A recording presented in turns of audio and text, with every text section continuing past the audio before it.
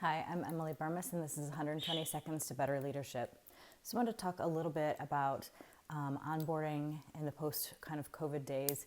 And it's a honestly ironic day for me to shoot this because I have COVID. So I have a lot of time on my hands because I'm quarantined. So we're going to make a video today, a couple probably.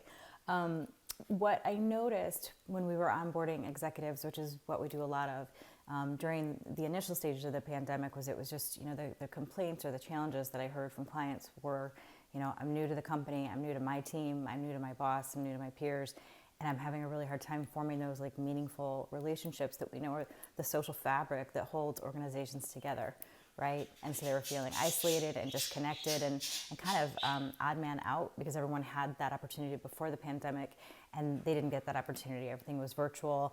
And I'm not totally against virtual. I think it got a lot of our businesses through a tough time. My company's always been virtual, so we didn't really miss a beat. But, a lot of companies had to do significant scrambling to make all this happen. But now that we're seeing, at least travel open up, some people are still at home, some people are at work, some of it's a hybrid. And this isn't an argument about which one's right. I think it depends on the person, the job, and the organization, and what they're prepared to do. But whatever the choices are, most of us have less face-to-face contact in the workplace than we used to. And so to combat that, especially if you're new to role, if you're struggling to build those relationships because you're on days that other people aren't or whatever, or everybody's virtual, one of the things I have seen work, even though it feels super awkward, I just want to acknowledge that, are these virtual coffees. Because if you just go from Zoom to Zoom or Teams to Teams, there's no hallway talk. There's no meet me in the cafeteria. There's no, hey, do you have 10 minutes? I can pull you in on something. Like all those opportunities for visibility and relationship building are gone. So you really have to be quite proactive. So what I've seen work well is just, hey, can I get 30 minutes with you? I haven't really had a chance to get to know you yet. I'd love to learn more about your function and your history here. Would you meet with me for half an hour? And because most people like to talk about themselves, most people will say yes. So, and if you're one of those people like me that is uncomfortable talking about yourself at first, it's a great way to just ask questions about their history with the organization, what they like about it, what they're working on, what they're struggling with, what you might be able to help with. So if you just really make it about being of service to them and curious about them, for most of us, especially people that are a little shyer, it's a more comfortable way to start that awkward conversation with a stranger.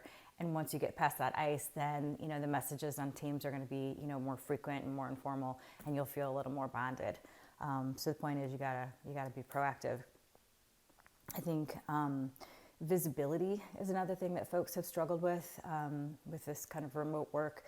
Visibility, because if you think about, in corporations, again, when you're in the environment, people see you in a meeting and they're like her style, or they see you in a meeting and they're like, hey, you made a really good point.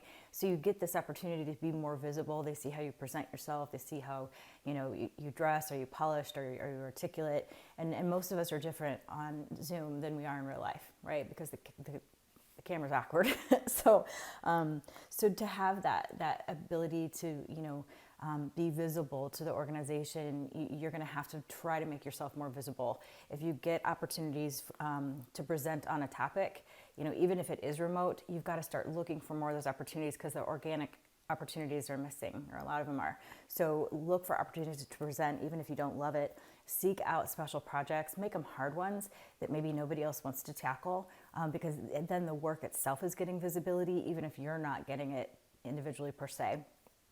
I think to, volunteer for activities meaningfully, one of the things that, because you want to look like that self-starter and that you're willing to do more than your fair share, right? To be a team player. What I noticed though is females tend to volunteer for the grunt work that nobody else wants, because that's a lot of times how we live our lives at home, right? Mom will do it, mom will do it. And so we're sort of conditioned to go, oh, no one else is going to do it. Sure, I'll be the one that takes notes, or I'll be the one that arranges the cake for the party or whatever. It can really disempower females if we get stuck in that. And since we're really working on establishing, our brand in a new organization, establishing that, we're professional and we can go after hard things, hard goals, hard projects. Avoid trying to take on too much of the tedious work, because it really just diminishes how you're seen. And it's unfortunate that happens, but we can talk about that over coffee someday. Go on site if you can. I know travel. I travel quite a bit for work. And travel's gotten just awful. I mean, let's be honest. The only thing that's going to make it worse at this point is living in the Midwest and trying to get out during a snowstorm. So I know it's not as fun as it used to be. It's unpleasant. And some people don't like to travel. Some people just really love the work from home thing. But I don't think you can replace the human contact of being with other people through a computer all the time. So even if you're fully remote, look for those opportunities to travel for presentations, to go to offsites if there's an opportunity. If you have a team, create an offsite for that team.